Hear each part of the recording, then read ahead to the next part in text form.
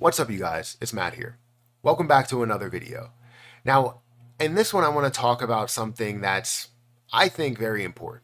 And recently, I had a conversation with some family members about these important topics.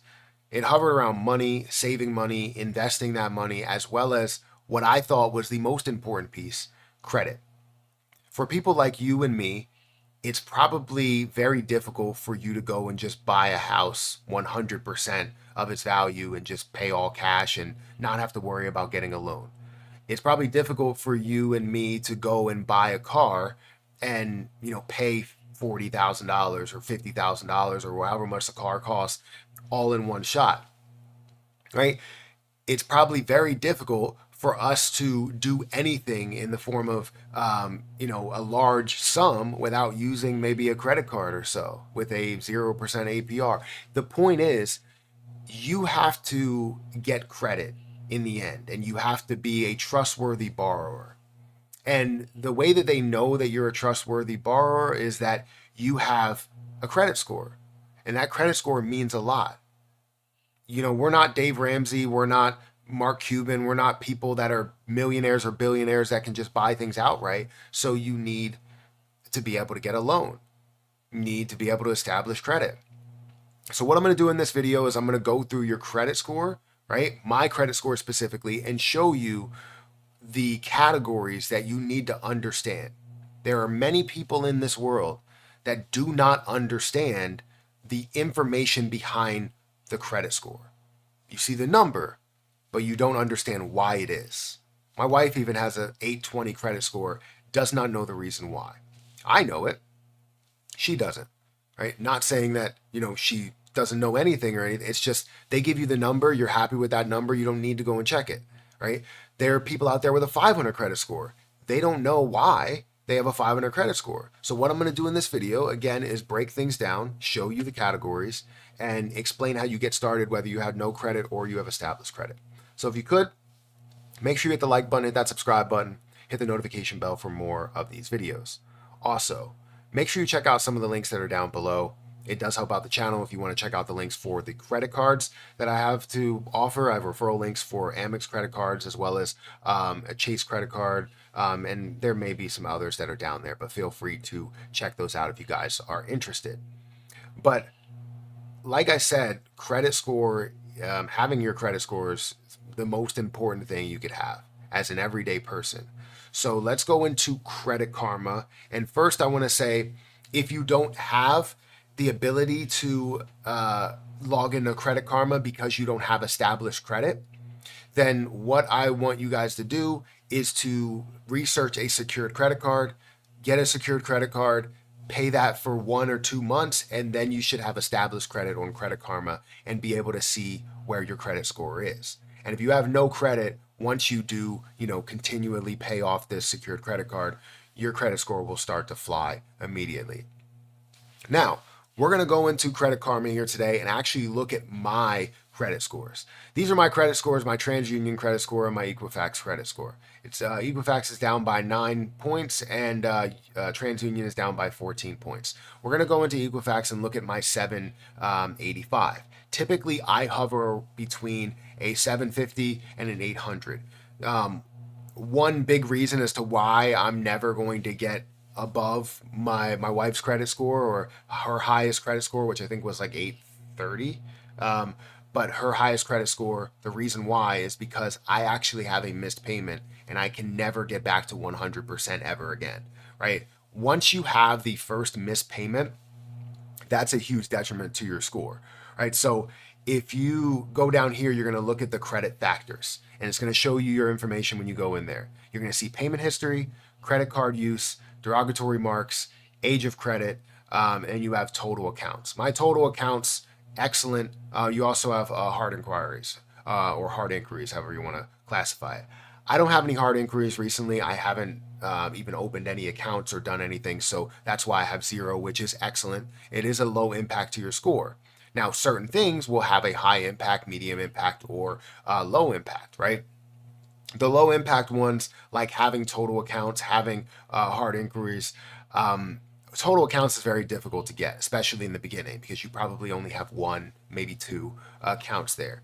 but I have 53 total accounts, whether they're open or closed, that are there, whether I paid off a loan or I, maybe closed a credit card, especially one that had an annual fee. I decided to close it. My age of credit is my worst situation here, where I have 4 years and 6 months of credit history, but that still is only a medium impact.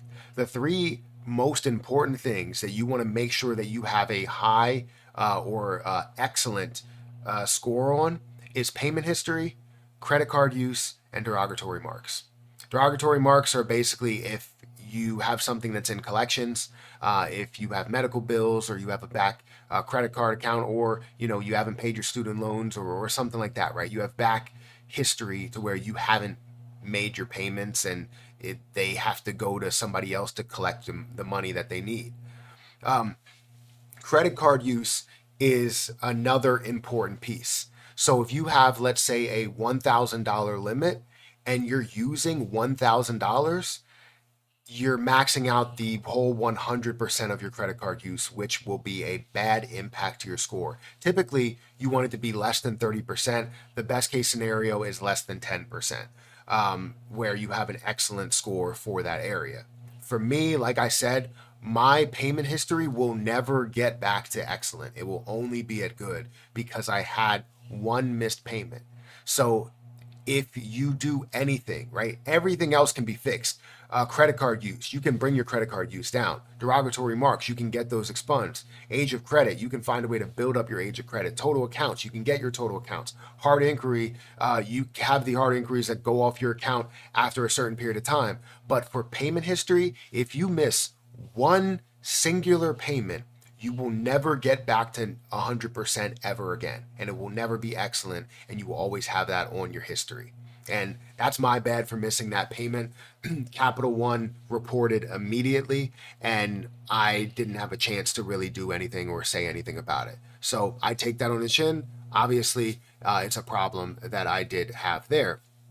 But either way, even with that 99% and how many payments I've made, you see that I'm at an 785 credit score for Equifax.